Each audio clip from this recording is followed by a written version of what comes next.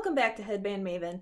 Today we're taking inspiration from the fifth movie of the Disney canon, Bambi. Bambi was actually meant to be the second feature from the studio, but Disney wanted the animation to be as lifelike as possible. And it was a struggle to accomplish, so it ended up getting pushed back to number 5.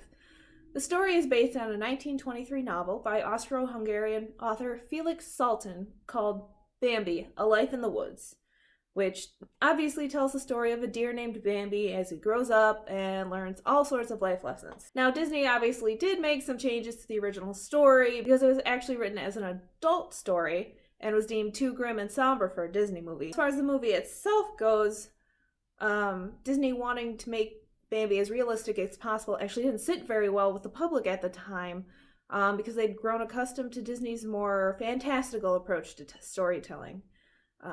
Hunters also weren't super happy with their portrayal.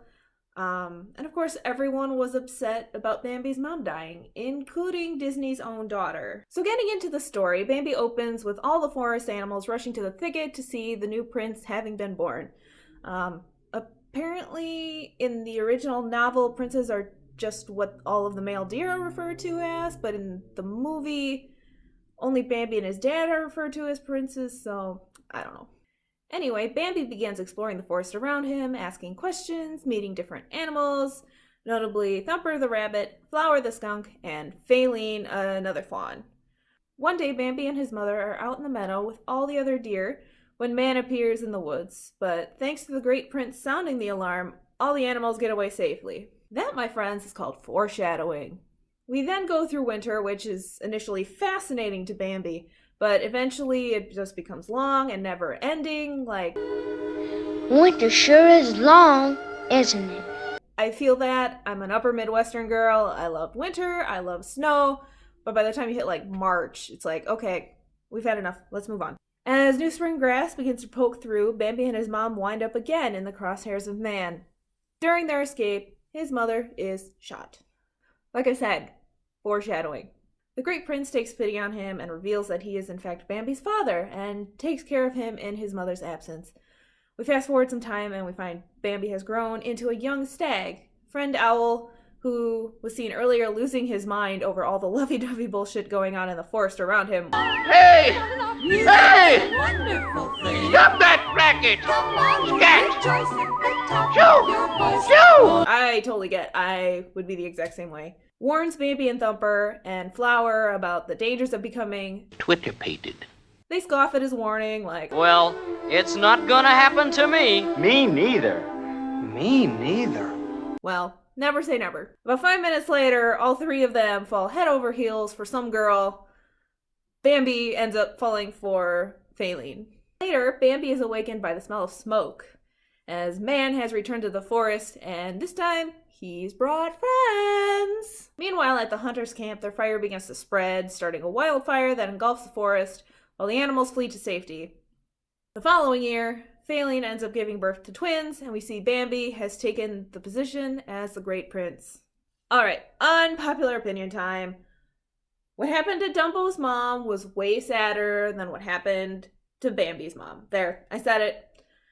I know everyone uses Bambi's mom as like the epitome of sadness, but Bambi's mom getting shot is just like circle of life type things. What happened to Dumbo's mom was unjustified incarceration for the defense of her child. And that not only makes me sad, it gets me worked up. So therefore, Bambi's mom getting shot, not as sad as Dumbo's mom getting locked up. Now I know how much work Disney put into this movie, but to be honest, I found it kind of boring. Visually, it's beautiful. The animals are so well animated in comparison to the more cartoony feel of the animals in Snow White. But it's so slow. I feel like nothing actually happens in it. So it really didn't keep my interest. And that's why I'm kind of struggling a little bit to rank it. Because I had a similar thing with Fantasia. I think it comes down to the fact that I'm more attracted to a more narrative storyline, which obviously Bambi has and Fantasia does not. So that means Bambi goes above Fantasia. So that means my final rankings for the golden age of Disney are Number 1, Dumbo. Number 2, Snow White and the Seven Dwarfs. Number 3, Bambi. Number 4, Fantasia. And number 5, Pinocchio.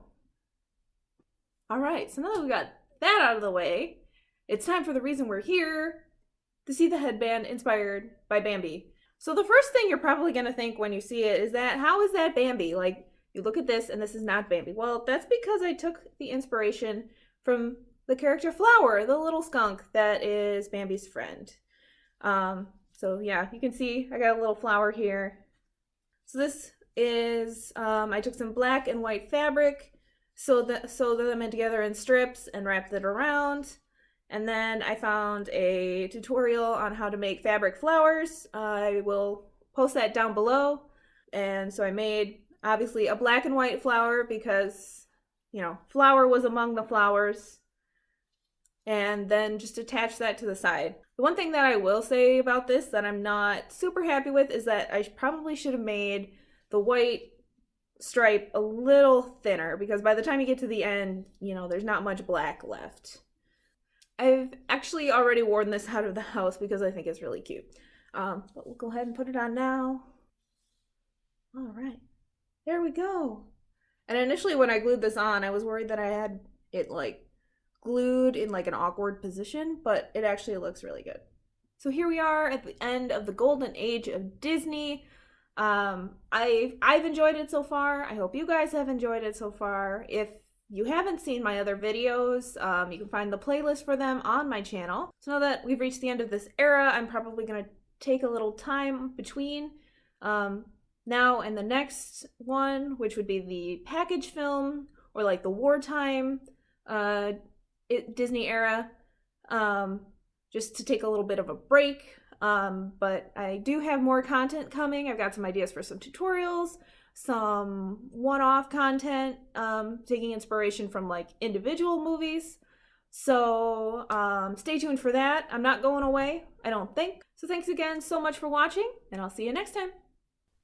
Oh my god, Disney, no. Why? Why?